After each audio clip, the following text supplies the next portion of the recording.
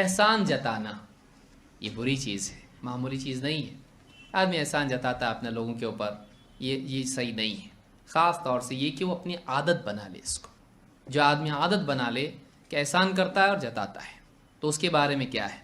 अल्लाह के नबी सल्लल्लाहु अलैहि वसल्लम फरमाते हैं, सलासतुन ला युकल्लिमुहुमुल्लाहु यौमल क़ियामह, 3 लोग हैं क़ियामत के दिन अल्लाह ताला उनसे बात भी नहीं करेगा। अल्लाह का उनसे बात भी नहीं करना नाराज़गी की शिद्दत और उनकी तहक़ीर के लिए। अल्लाह उनसे बात भी नहीं करेगा। कौन है ये लोग?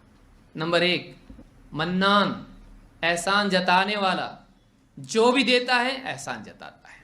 ज़रा सा कुछ किसी को दिया, एहसान, देख दिया मैंने तुझको, मान मेरा एहसान, खुश रहे।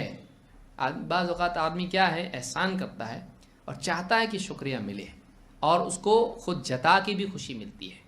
एहसान नहीं जताना चाहिए। एहसान जताना इसको आदत नहीं बनाना चाहिए। कभी आदमी किसी वजह से अगर बता दे, वाकई मसलहत हो, जिसमें दीनी मसलहत हो, तब तो ठीक है। अल्लाह के नबी सल्लल्लाहु अलैहि वसल्लम ने, जैसे सहाबा में किसी मसले में इख्तलाफ हुआ, बाद नौजवानों ने कहा कि बाज़ को आपने बांटे, बाज़ को नहीं बांटे आपने, तो आपने खड़े होकर कहा कि तुम लोगों के पास दीन नहीं था, तुम गुमराह थे, ऐसे थे, और मैंने तुम्हारे पास दीन की बात की और तुमने उसको कबूल किया, ये सारी की क्या खैर नहीं है, अमान यानी नेमत नहीं है?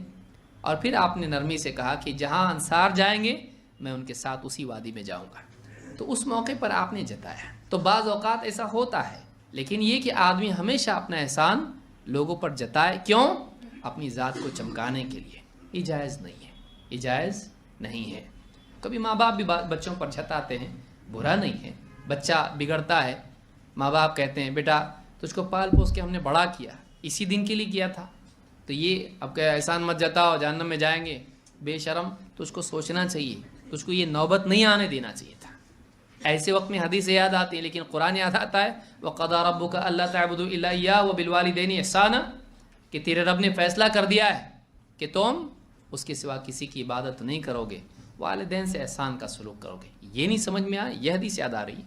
बाज़ औक़ात माँ बाप तड़प के बोलते हैं, इसलिए नहीं कि कुछ उनको अपना नाम बनाना है, वो तड़पते हैं कि हमने इतना तेरे लिए किया और तो आज हमको नहीं देख रहा है, हमारा ख्याल नहीं रख रहा है, तो वो तड़प होती है, न कि शोहरत की चाहत। नंबर 2, झूठी कस्में खाकर अपनी चीज़ें बिकवाने वाला। नहीं साहब इतने में 50 रुपये में पड़ता है हमको, ये कसम से सही बोल रहा हूँ, माँ कसम।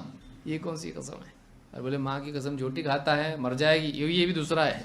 नहीं, वो पहले से मरी हुई, तो मतलब मरी है तो अब जितनी कस्में खाओ 2 बार थोड़ी मरेगी। वहाँ क्या है? ये तिजारत में आदमी झूठी कस्में बहुत खाता है, तो ये जायज़ नहीं है। ये भी क्या है, इनसे अल्लाह ताला क़ियामत के दिन बात तक नहीं करेगा, कितनी नाराज़गी के बात भी नहीं करना। और 3, जो अपनी इज़ार, अपना तहबंद टखनों से नीचे लटकाने वाला, इससे भी अल्लाह बात नहीं करेगा क़ियामत के दिन। तो इस हदीस को इमाम मुस्लिम ने रिवायत किया है। तो ये भी एक बुराई है जो लोगों में पाई जाती है। बल्कि एक और हदीस है जिसमें आपने फरमाया, वो आदमी जन्नत के बाग तक नहीं पहुंच सकता है, शराब में धुत रहने वाला, शराब के नशे में हमेशा पड़ा रहने वाला, माँ बाप के साथ बदसलूकी करने वाला, और वो भी आदमी नहीं जो अपनी अता को जताता है, अपने एहसान को लोगों पर जताता है। ऐसा आदमी भी जन्नत के बाग तक जा सकता है, पहुंच सकता है? नहीं। इस हदीस को इमाम अहमद ने रिवायत की और यह हदीस सही है। तो एहसान नहीं जताना चाहिए, एहसान नहीं जताना चाहिए।